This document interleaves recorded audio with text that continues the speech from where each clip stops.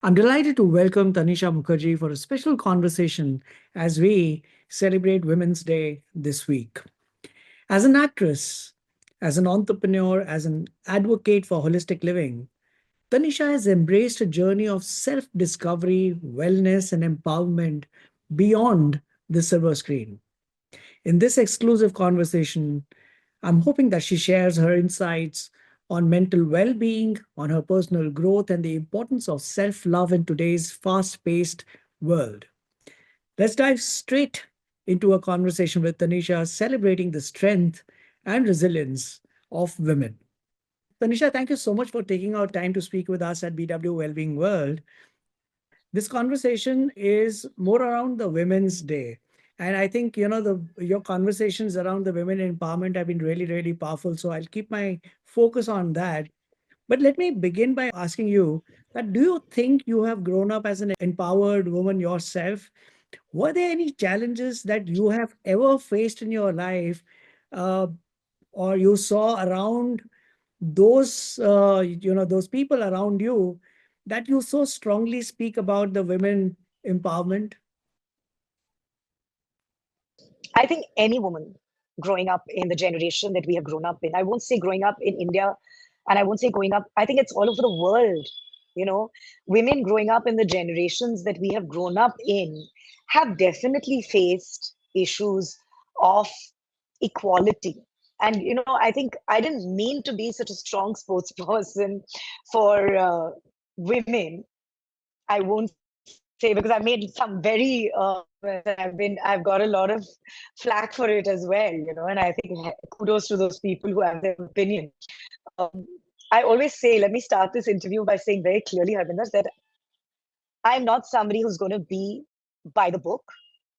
I'm not going to be somebody who's going to give you an answer that's going to definitely be something that you want to hear, because this is my opinion. This is my experience, it's my life and my opinion. And you've invited me on this interview to maybe get an insight into my life. I'm not trying to convert anybody, I'm not trying to make grand statements and say this is the way, it's solely mine. So I just want to make that clear before I, go off into this question. But I think I, as a woman, have definitely in this world faced, um, you know, unequal circumstances. It's because I feel feminism and patriarchy have become these bad words. They talk about the extremes. They don't talk about the norm. That's why I say I don't believe in feminism, and I'll say it. I don't believe in feminism. I believe in equality. There is a very big difference. I don't believe in patriarchy. I believe in equality, and I think I believe in balance. And when I say equality, I don't mean that, if I can lift 200 kilos as a man, then as a woman, you should be able to lift 200 kilos and we will be equal. No, I'm sorry. My body is different. Your body is different. You will be able to lift that. There are certain things that are, you are capable of. But when I say equality, I mean my dedication and focus, if towards a job, any job, is equal to your dedication and focus towards your job, then you cannot look down on me. And whether it is cooking, whether it is cleaning, there is a dignity labor, of any labor, that we have just forgotten, you know and we had that in our society.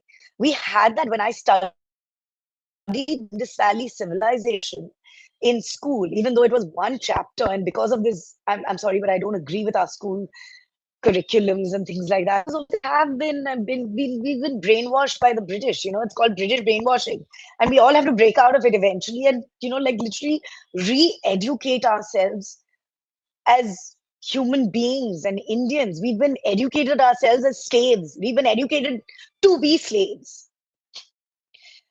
which the British did not only to India, they did it to America, they did it to all over the world. They've done it to, every country that they colonized. So you have to learn to break that slave mentality. You have to learn to read. You have to learn to educate yourself. And you have to learn. So that's why I say inequality, because of patriarchy and feminism. So these two words of patriarchy and feminism that they've put in, uh, at war with each other. They are literally at war with each other. I don't believe in that.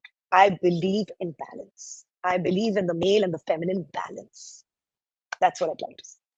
So, Tanisha, some people feel that Gen Z and millennials are born with a sense of entitlement and they are used to that instant gratification. Do you believe this to be true? And I mean, women in the 90s had different societal expectations compared to a Gen Z woman today.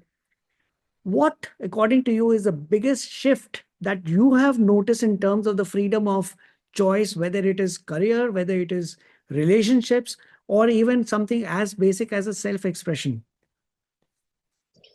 You know, I blame it on upbringing. I blame it on us. Gen Z is they're our babies. You know, they're not outside. We have brought up Gen Z. So we have created this Gen Z generation. So if we're finding them entitled, we have given them that entitlement as children, as whatever. We have, you know, like the helicopter mom parenting style and all these terminologies that have come out. And it is because we have gone so far away from spiritualism, because we have gone so far away from our culture, from our roots, because we have allowed the Western way of, we've allowed the West to influence us so much, and they are all about the mind. They are all about getting into your head. It, you know, and it's so funny, but I say this, we've allowed, it's like we're sleeping. We have allowed gadgets, television, social media to literally lull us into a mindless sleep where we're not really connected, we're not awake. We're just um, we're automated. We're working on we're automated. We're followers. We're not, and we've brought our kids up in that space, Mhm. in that very busy, very corporatized. Every woman has to be mother and have a job because suddenly your value is only by the money you make. We've Mhm. allowed money to determine our value. Our self-worth is dependent on my salary. And the other day I asked a friend of mine, I even asked her, I said, she's like, no, I felt independent when I got a job. And I won't take names. She's a lovely friend of mine and I love her. And I'll apologize to her in this podcast for using this example. But I was like, did you not feel independent when your father was paying for you? Mhm. Do you not feel independent when your parents are paying for you? Why is it that women have to grow up and feel independent only when they're making their own money? And I think it's because, like you say, patriarchy or whatever, we as a society have allowed money, uh, have allowed us to use money to control us and to control other people. Mhm. And therefore, women and children and whatever are feeling controlled. And because we don't know anymore. Like my mother used to control me with a look. She had no money to control me, like uh, she would just control us with one look. She would control us Right. with one word. It was like there was no need to stop our pocket money, which was like rubbish. And there was no need for that kind of control because it was authority in that, because she herself was that person. So if we are half the people and we are giving birth to children and then we want to discipline these children, but we ourselves are not like clear and strong, and when it says when the authority is in the voice, with that one word, when you can make your, you don't need to threaten people, you don't need to do anything. And I think that's where we've lost out. So when we say Gen Z is entitled, it's because we've brought them up by giving them these ideas, right? Right. That Absolutely. money is everything, that money controls everything, that everything is superficial and material. And there's so much more to life than that. There's so much more to being a human being.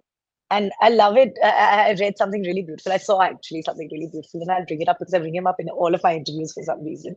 And I was watching this podcast, and somebody asked Sadhguru a question saying, Sadhguru, how do we raise our children? And he turned around and he said, you don't raise children, you raise cattle, in his really like, cutting, cool way that he does. And he's making it very clear. And I was like, and it really hit me. That one sentence just hit me so strong. And I was like, damn, you're not supposed to raise children. You're supposed to nurture them. And Yes. I think that's what my mother did to me. And that's why I am the way I am. And I thank her and I give her all the credit. Honestly, I give her all the credit all the time for all of this. I completely resonate with you. I watched this video of Sadhguru that you're referring to, and in fact, he talks about that, you can't control your children. You can't own them. He used this word, you can't own your children just because you've given birth to them.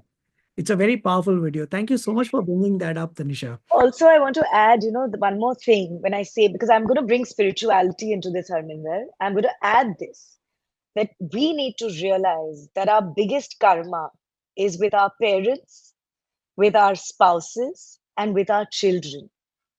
These souls are our biggest karmic connections. And the day we realize that is the day we'll realize that these little souls that come into our lives, even as nieces and nephews for me, are on some level karmically connected to me, and they're my teachers. They're teaching me by even having me learn for myself how to handle them sometimes.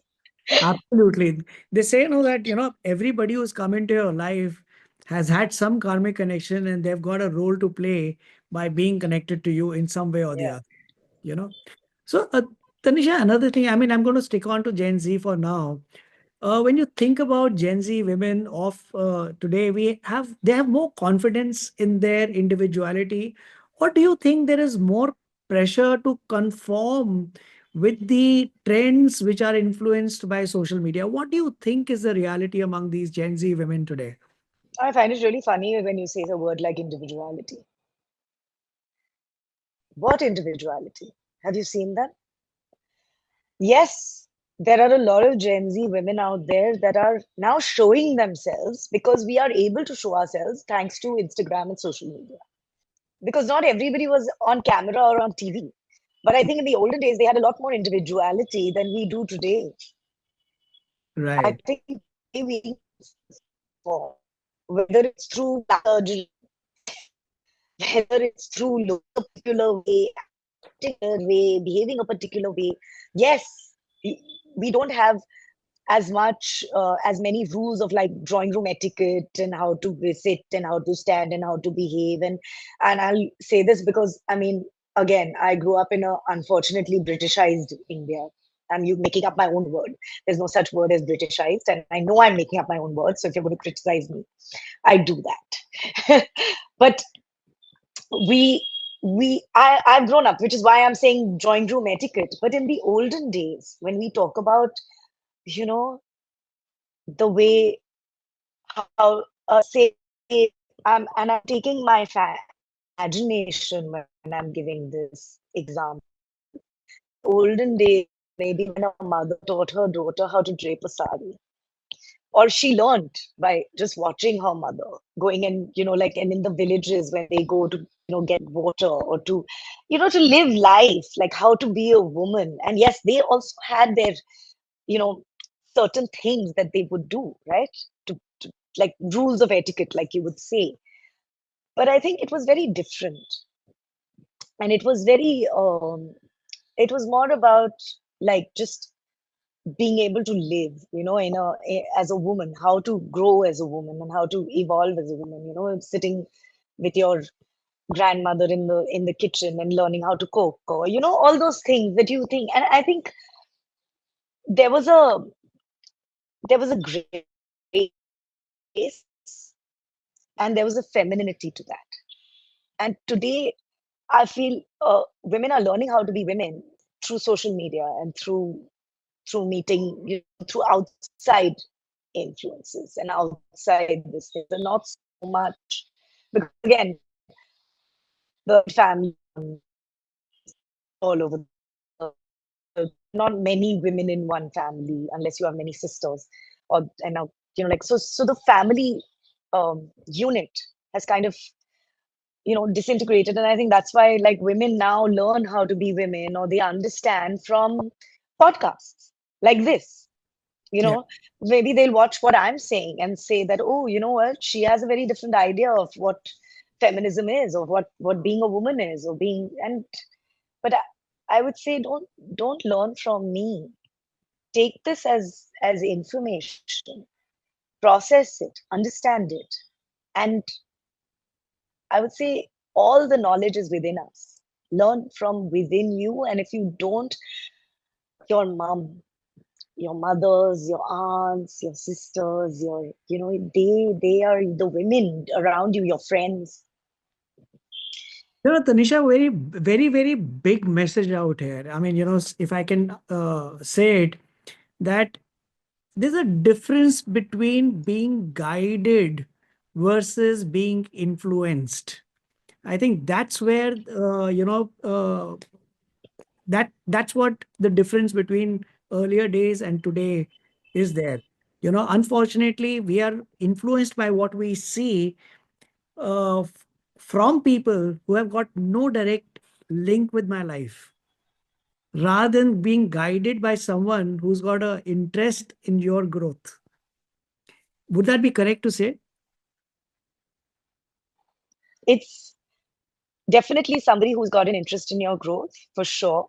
Mhm. But eventually, I think we have to, like, that's why I say I thank my mom for everything, because my mom said, I've given you the right teachings, but eventually I forced you to think for yourself. That is the biggest gift that she has given me, is teaching me to think for myself. She always told me, you make up your own mind. Here is what I am telling you, here is what somebody else is telling you, but you make up your own mind. You decide for yourself, you make your own choices, and you make your own mistakes, and you learn from them, and you figure it out, and it's a give and take and a pull and push. But your mother, or your direct, and I would say, just like for me, it's just been my mother. Mhm. And I'll say this, if you have a good mother, because I know a lot of people unfortunately in this world might not have, but when you have a good mother, she's your biggest gift, because she is the only one who will give you the advice that is the most caring towards your well-being. Mhm. Because when people give you advice, now I believe this, and I believe it by default. I've learned it with mistakes that I've made, very big judgments that I made. uh, I say, Very do powerful. not take advice from somebody who does not have to live with the consequences of that advice. Awesome. Remember that. You have to live with those consequences, whatever it is. So, your So, mother, my mother.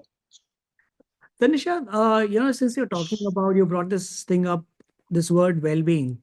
Now, the older generation had Hmm. limited discussions around mental health, while the new generation openly is talking about therapy, self-care. How do you feel this shift has impacted women's overall well-being in today's day and age? Unfortunately, it's a trend. This whole well-being, self-care. 1 year ago, it was something else. It was fitness. 2 years ago, it was something else. These are all trends. For me, and please see what self-care they're talking about. What are they talking about? It's always about buying something, paying for something. What is the self-care they're talking about? What is their idea of self-care? Is it just, are they telling you anything that is natural and actually you know free that you can do for yourself? Are they teaching you anything? And if it is, great, do it. I love the idea of self-care. I do believe that you need to definitely take care of yourself and be a certain kind of person. But I believe that when you take care of other people, you're actually taking care of yourself. When you know how to truly care, when you, because the true value in being, um it's very easy to say, but it's very difficult to do, is to be selfless. And that's actually taking care of yourself. It's actually no mind. It is actually meditation. It is actually all of these things. Is to be selfless, is to take care of somebody. And that's why mother and child relationships are the way they are. And father and child, to a certain extent, are the way they are. Because that is the only time you are actually being selfless. Right. In fact, I keep saying this that, sometimes when we are talking about self care and self love, we subtly get into the mold of selfishness that it's about me. I have to think about myself first before anyone else. And kahin na kahin, wo selflessness, don't see, wo, it just vanishes out of the. Arey, but look at what's happening on social media. Every self-care video is about a woman buying a bag. Every other self-care video is about a woman doing a facial or some kind of, and look at the women also. I'm sorry, but look at them. Mhm. There's just so much plastic. Right. So what is you can't be learning self-care from somebody who's like that. That is, like, for me, like I said it in another interview, self-care is just sitting with yourself and understanding who you are, sitting with your own thoughts and knowing what you are thinking. What are your thoughts? What is your, say something happens to you, or you have an interaction, or you have a fight with your spouse, or you have a fight with your friend, you know? And then you take that pause and you go back and you think about it and you get deep into yourself and you see what was it that caused that disharmony between the two of y'all. Was it me? Take ownership, take responsibility. Was Mhm. it them? Understand, communicate. For me, taking care of my relationships is self care. Because for me, this life is about nothing is going to survive, everything is going to disappear, everything material is going to disintegrate. I Mhm. am going to disintegrate. This body is going to disintegrate. The only thing that eventually in my old age I might like enjoy is my relationships and my memories of those relationships and the way I interacted with people and how I felt. That's Beautiful. it. Beautiful.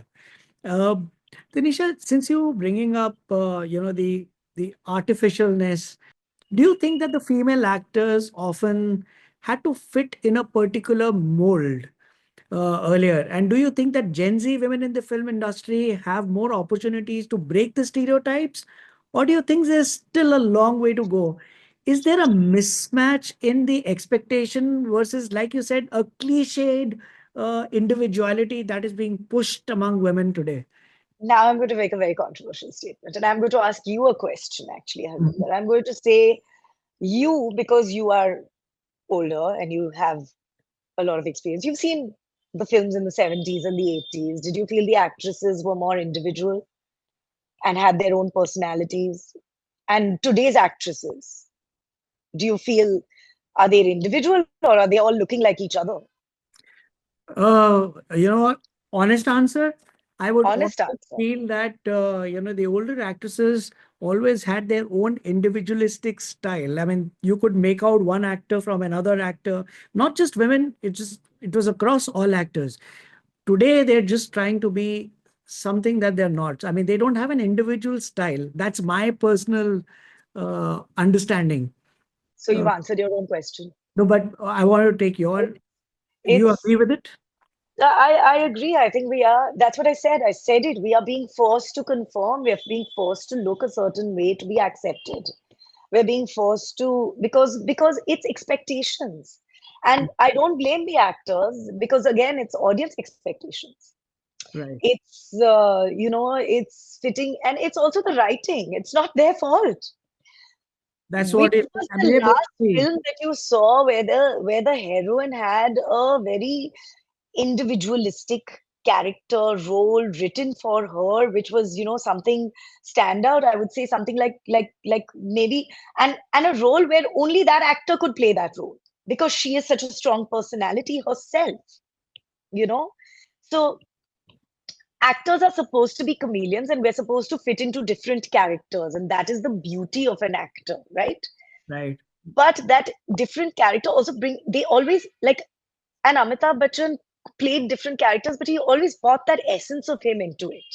Yes. Just like uh, Devanand played different characters, but he brought his Dev Saab into it, So, but it was only him. Only he could do it. Nobody else could play a Devanand. Like a Shahrukh. Like now we imitate them because they have that very individualistic, their style. They brought that into every character. Today, I feel that actors are being taught to just be blank canvases. They're not being, they're not being allowed to bring their individual style Signature. into it. Yeah. And I think when they do, they become stars. When they don't, they become actors. Uh, Tanisha, I want to move towards scriptures because you have spoken about scriptures, and so our scriptures have defined various roles of women in the past. We have Sita Ma, who's often seen as the epitome of patience, devotion, sacrifice. Ma Durga and Ma Kali symbolize the fierce strength and rebellion. What do you think should be the role of a woman of this young generation? Should it be more like Sita or Durga or Kali, or should it be a balance of all three? What is your take on it based on your observation and experience of uh, just looking around and being in the industry? But if you're quoting scriptures, I'll bring you back because, I mean, they are all one. Hmm. And it is feminine energy. Feminine energy takes the roop of a Parvati, takes the roop of a Sita, takes the roop of a Kali, takes the roop of a Durga. Durga becomes Kali. So it's feminine energy, and we are feminine energy. And depending on the situation, if we need to be a Kali, we become a Kali. If we need to be a Parvati, we become a Parvati. If we need to be a Sita, we become a Sita. And I think that is, we should never force our women to fit into any kind of mold. We should allow our women to be everything that they can be. That's what I believe. Right. And what do you think are the struggles of a modern woman? What are they fighting? I mean, is it just gender bias, inequality, societal expectations? What do you think the woman of today is fighting and struggling to overcome? All of it. Gender bias, definitely. But even men are fighting gender bias now because Yeah. patriarchy. So we are all, there's this, and I think it's because of the way society is pitting us against each other rather than making us realize that and we worship it. We worship Shiva. We worship the Shivling and the Yoni. So, which is the balance, is the yin and the yang, right? It's the Yeah. male and the female energy together, not against each other. And I think that is that is what each gender needs to understand, that within the man is also a woman, and within the woman is also the masculine energy. We all have feminine and masculine energies within us. And what's happening with women today is we are being masculinized. We are being forced. We are literally, society is telling us that be more aggressive, be more this. And society is like literally, and if you're not, then you're a simp. Like there are these words, right? If a guy is too feminine, he's a simp. If he's connected to his feminine energy, if he's allowing a woman to be the way that he is, and it's society. Society is doing this to us, Right. but we create society, So right? what can we do about it, Tanisha? Because it's all about trying to one gender trying to control the other gender. and the other gender is saying that, listen, I don't want to be controlled. Okay, I want to be set free, and I should be the one who should be controlling. So each one is trying to control the other. How can we coexist and make it a beautiful living? I mean, is there something that comes to your mind? Because it's a power struggle, right? Like I said, we're being measured by money. We're Hmm. allowing the money we make to decide our worth. Hmm. The money we have to decide our worth. The money somebody else has to decide that he's more valuable than I am, right? So the day we as individual people say, okay, yes, you have more money, you have whatever, but I am also a human being, and human beings start seeing each other as human beings and not as uh, you know money, like pieces of gold, like, okay, you are more weightage than I have.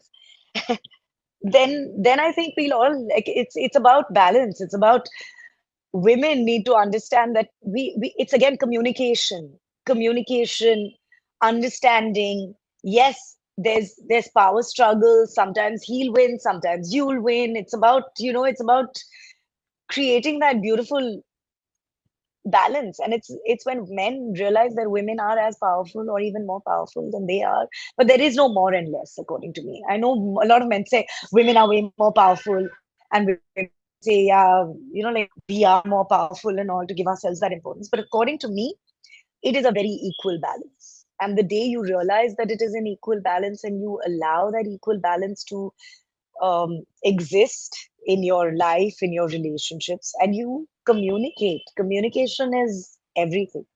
Communication with an open mind, with an open heart. Now they've discovered that the heart is a thinking, feeling organ in your body. It actually thinks.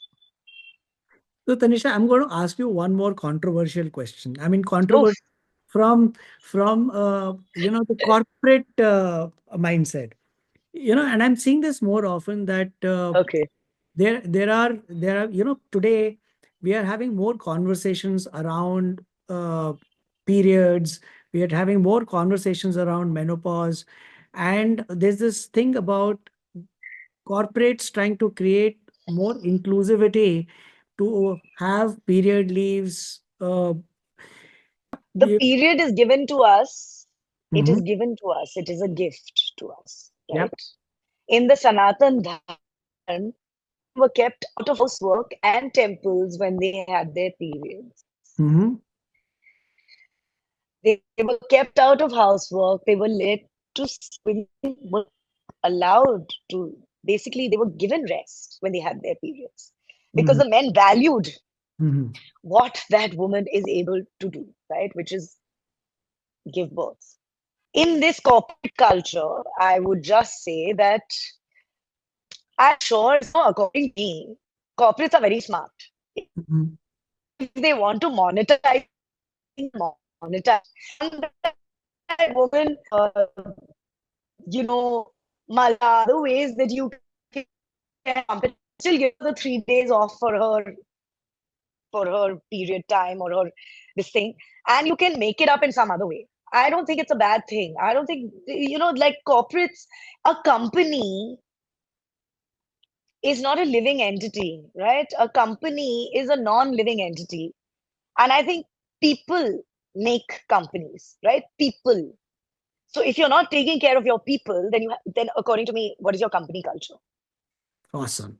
And I Thank you don't for saying. think that, sorry, I don't think it should be, I don't think men should look at it as unfair to them, but I think they should also understand that it's empathetic towards women.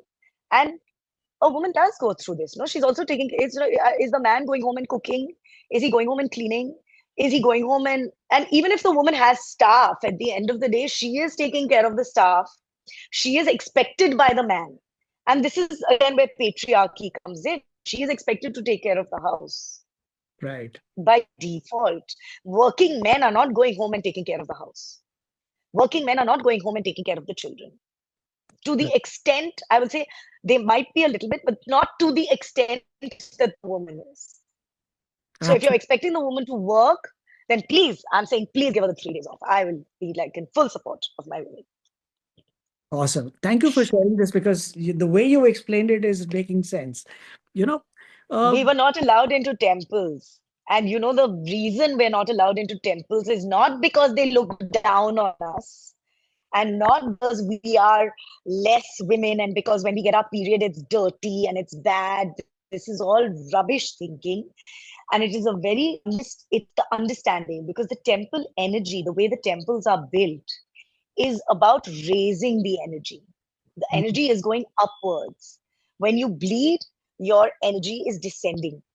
And mm, if you walk into a temple, it could create fertility issues right. because of the energy. That's why pujas, that's why pandals, that's why all these things do not allow the woman, and only for the first 3 days.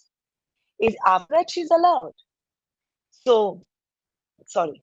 So there's a science behind it. I mean, it's not something There which is is, it's spiritual. not a science, it is a spirit. The problem again is that science has still not discovered a lot of stuff that our Vedas and our Puranas and our Upanishads Right. have in plenty of knowledge. Yeah. So, Tanisha, Ma Durga, Ma Kali are fierce protectors, not just for themselves, but for the entire universe. Do you think that the modern women are stepping into the role more actively, protecting their dreams, their dignity, and also for those around themselves? I mean, in Sikhism, also we speak about Sarbat Ka Bhala. It's not just for me, it is for the universe. How does a woman take this role beyond self? The thing is, I'll tell you honestly, we've been forced to protect our dreams and our individuality, and we've been forced to become these women who need to fiercely protect ourselves and protect because and I would say it's 70s, 80s, 90s, the I mean, it just became a little crazy with patriarchy and things like that. So I think women have been forced because of society going so one-sided, because of like not being seen, not being allowed to be. Again, parents trying to control, get married to this one. There's been so much of this control. And it's got to do with money, it's got to do with corporatization, it's got to do with society, it's got to do with going away from spirituality, going away from, you know, um, all of that. So that's why I think we've been forced to do that. We've been forced to protect our dreams and we've been forced to take this, like literally, like I said, fight. We're being pitted against each other. Right. And the day we understand that that is how the forces, like that's how, I mean, this capitalistic corporate corporatization of the world, MNCs and all these big companies coming in, and you're what are you? You're not a person anymore. You are just a product. You are just a you're just an army of they're like you're a like what is India? We're just a basin of like, oh my God, this is a market. We are a market now. We human beings are the market. Yes, sadly, I mean, that's where the connotation of the West is for India today. Uh, you know, uh, you spoke about women being masculinized today. You know, Ma Kali was a symbol of destruction, and she was also a form of divine motherly love. Right? There was a beautiful balance. Do you think that today's woman who is finally allowed to embrace anger and fierceness in her life is being labeled as ये तो बहुत ज़्यादा है, बहुत तेज है? There are cliches being used for women who emerge to be stronger in their thought process. How can we bring balance where things are not wrongfully taken advantage of? Yes, women are being labeled for sure as being, if they're too strong or whatever, they're being aggressive or whatever. But I mean that, you know, Hmm. it's a form of manipulation. Labeling is a form of manipulation.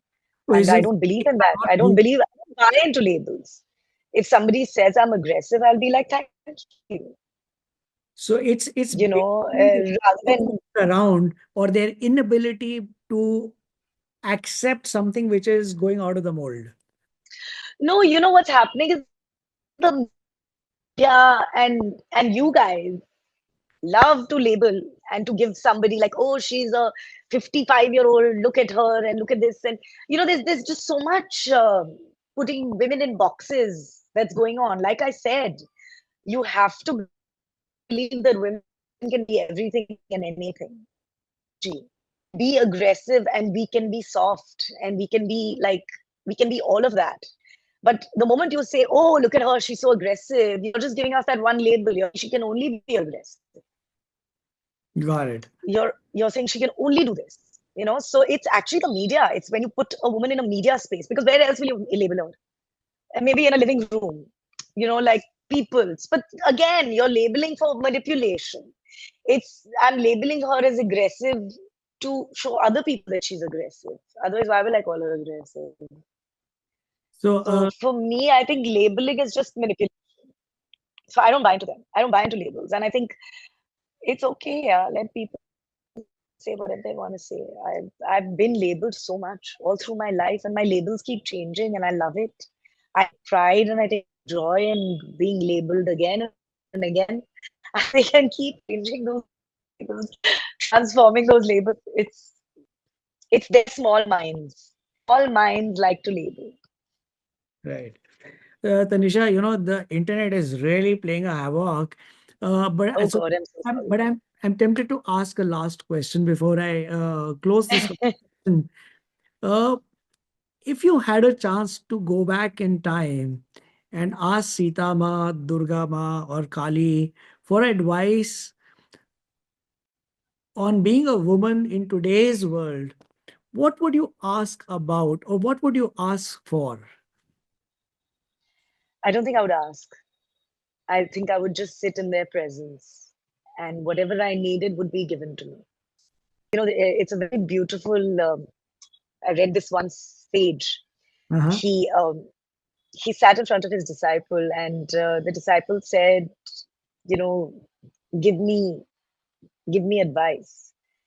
And he said, "Whatever I say, you will only understand at your level of understanding. Fantastic. Fantastic. So, So just sit there and learn. Yeah, just sit and learn." absolutely. Tanisha, there are a couple of things that got my attention when I was listening to you. One was, you know, just getting a sense that, we need to question ourselves. We've been complaining about Gen Z aisa hai, Gen Z vaisa hai. We need to question ourselves when we see the Gen Z and their sense of entitlement because we are probably the ones who have allowed them uh, to be like that. I mean, second is we need to introspect how we have started getting controlled by the Western influence. You know, c- I remember when I became the entrepreneur for the first time, and I had a lot of naysayers around me. And what happened was they would bring down my confidence level. I Yeah. would slip into a self doubt. I think that's what is happening today. We feel that, we are lesser than the Western world, and that's creating us in our self doubt, even though traditionally we have always been more and stronger emotionally, physically than the rest of the world. So I think we need to not get controlled, but learn if there's something good that we can adapt, maybe yes. Second is, when we spoke about the guidance versus influence, uh, and then was think of yourself as a gift that parents can give to your children. That, like you said, your mother was a big influence on you, and she said, listen, this is what I'm guiding you. But at the end of the day, you have to make your choices, go figure it out. That was a very, very strong point that I think must be shared with the world. And one thing that emerged for me No, was I think she had instilled the right value. She had given me the right tools. And Mhm. that's what we need to do.